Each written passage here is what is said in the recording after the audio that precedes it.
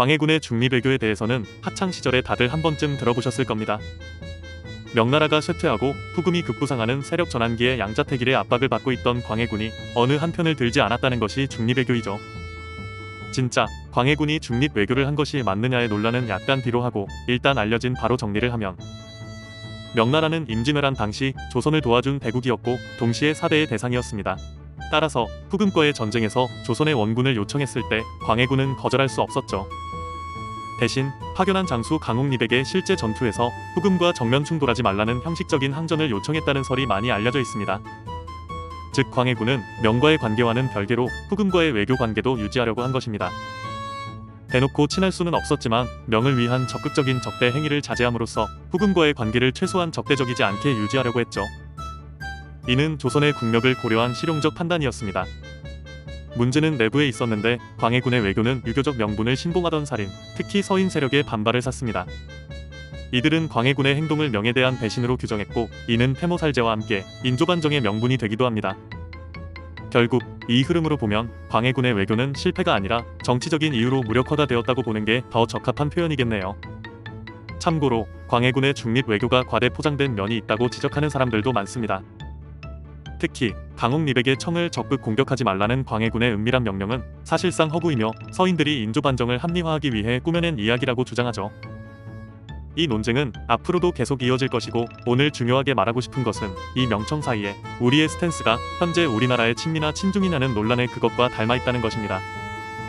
오늘날 우리 대한민국은 한반도라는 지정학적 요충지에서 미국 중심의 국제 질서와 부상하는 중국 중심 경제권 사이에 놓여있죠.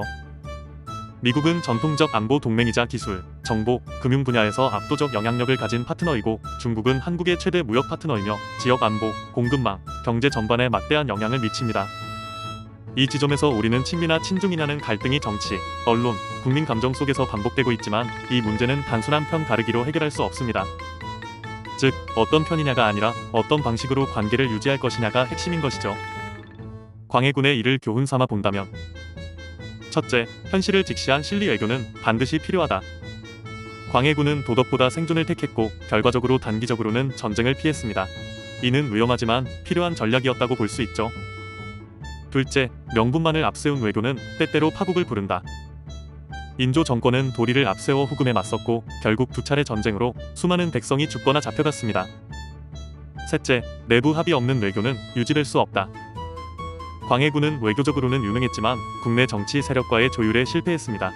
이는 오늘 외교 정책 결정에 있어 국민과 정치권의 공감대를 확보하는 것이 얼마나 중요한 일인지를 알려주죠. 결론적으로 외교는 생존의 문제입니다.